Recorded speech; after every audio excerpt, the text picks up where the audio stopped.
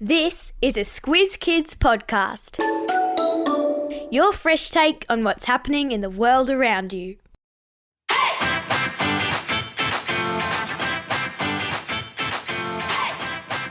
Each week we give the world globe a spin and see where we land.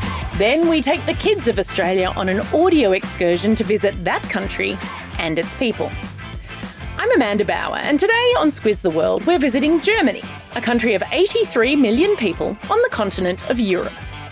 In Australia, there are almost 1 million people with German ancestry, meaning their parents or grandparents or great-grandparents were German, and another 100,000 people who were actually born in Germany. Are you one of them?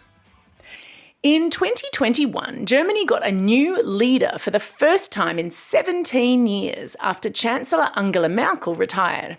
And Olaf Scholz, who has taken over, has had his work cut out for him, dealing with the war in Ukraine, which is pretty close by, climate change and, of course, COVID. So it seems to us to be the perfect time to find out a bit more about this economic powerhouse of a nation. Strap yourselves into the Squiz Kids Superfast Supersonic Jetliner as we take off and take a squiz at Germany. Just the facts.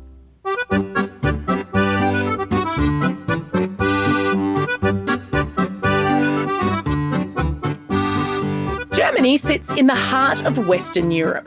The size of Germany has changed over more than 2,000 years of wars, alliances and negotiations, and its current borders are only 32 years old. Germany was divided into East and West after World War II. More on that soon. And it was only unified in 1990. Maybe some of you have been to Germany or seen pictures or videos from there.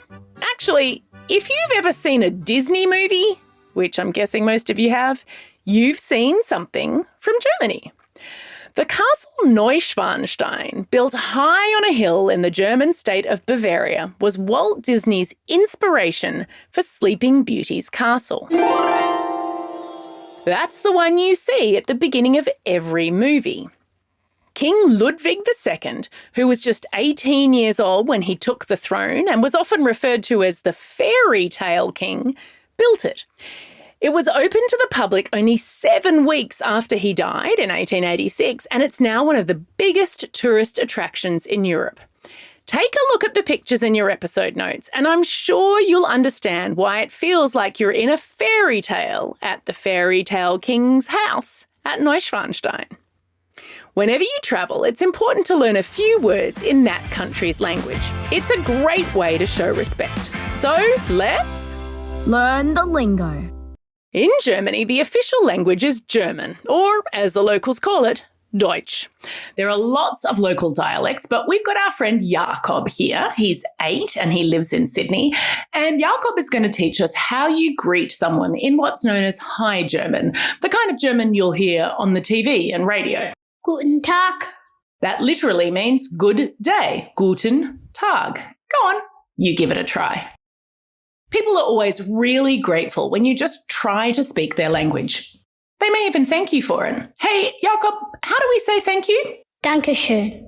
That sound is tricky, isn't it? It's written as an O with 2 dots on top, called an umlaut. Dankeschön to you too, Jakob. Now that we can communicate a little bit, it's time for school. Kids in Germany start school when they're 6 years old. They don't have to wear a uniform, but they do have to be at school pretty early in the morning, around 7:30 or 8. That sounds a little painful, but it pays off at lunchtime when they're finished for the day. Imagine that! Yay! Some kids go home for lunch, while others eat at school, then stay for clubs and until their parents have finished work. Once they finish primary school, kids, their parents and their teachers decide which kind of high school they're going to attend. One that will lead to a trade like plumbing or carpentry, one that will lead to an office job, one that will lead to university, or one that keeps all 3 options open for everyone. German school kids do all their lessons in German, but learning a foreign language is compulsory, and English is a pretty popular choice. Just like we learn about Australian history at school, kids in Germany learn about the important events that shaped their country. Of course, we don't have 12 school years to teach you all about the history of Germany, so here's the one thing that we think is the most interesting and important. Let's get in our time machine for...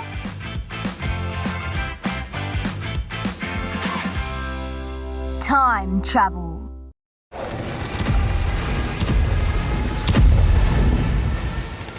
The 20th century was a difficult one for Germany.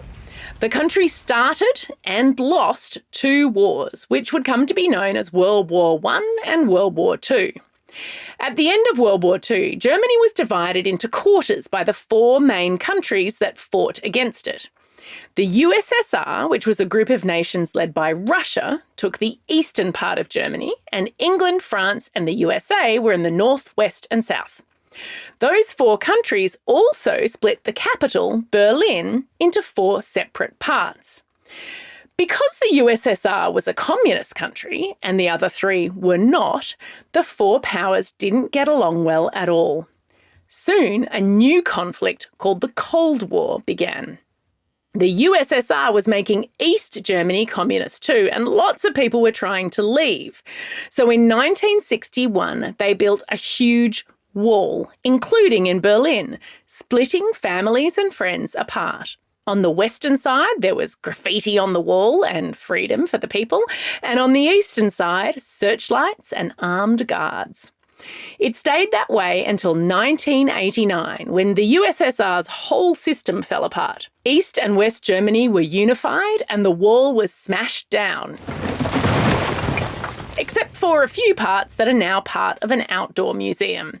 There are some great pictures and more info in your episode notes.